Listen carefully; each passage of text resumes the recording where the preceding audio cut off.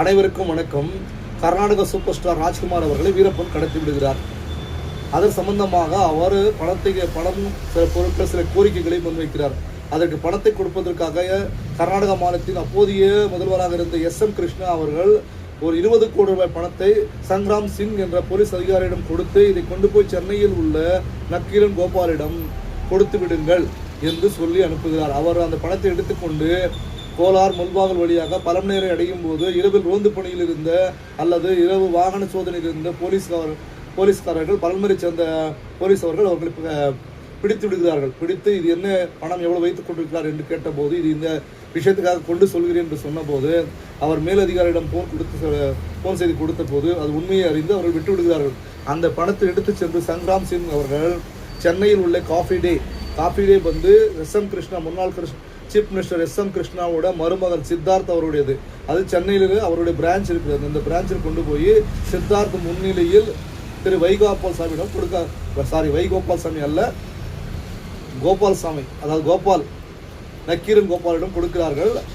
அந்த பணத்தை வந்து நக்கீரன் அவர்கள் எனக்கு 100 ரூபாய் கட்டாக வேண்டும் என்று கேட்கிறார். அப்படி என்றால் காட்டில் அவர் சில்லறை மாற்றுவதற்கான வசதி வாய்ப்புகள் இல்லாத காரணத்தினால் எனக்கு 500 1000 வேண்டாம், எனக்கு 100 ரூபாயோ இல்லை 50 ரூபாயோ கட்டாக கொடுக்கும்படி கேட்டுக்கொள்கிறார். அந்த 20 கோடி ரூபாய் அவர்கள் சில்லறை மாற்றி கொண்டு செல்லும் போது அதிலிருந்து சில கட்டுகளை நக்கீரன் கோபால் அவர்கள் உருவி எடுத்து விட்டதாகவும் எல்லா கட்டுகளும் லூஸாக இருந்ததாகவும் நக்கீரன் கோபால் அதனால் இவன் ஆத்திரமடைந்து இவன் திருடி இருக்கிறான் என்பதை நடந்து இனி ஒரு முறை இவனை இங்கு வர வேண்டாம் சொல்லுங்கள், வந்துவிட்டால் நான் சுட்டு தள்ளிவிடுவேன் என்று சொல்லி விரட்டி விட்டிருக்கிறார். அதற்கு பிறகு ராஜ்குமாரை அழைத்து வர நக்கீரன் கோபால் செல்லவே இல்லை.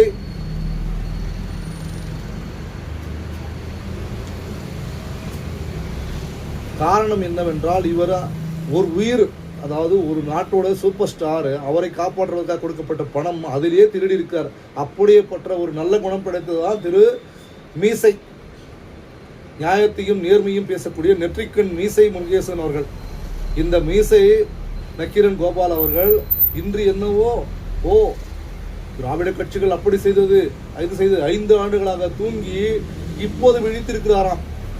5 ஆண்டுகளில் குற்றங்களோ லஞ்சமோ கஞ்சாவோ தமிழ்நாட்டில் விற்கவே இல்லை, அமைதி பூங்காக இருந்தது.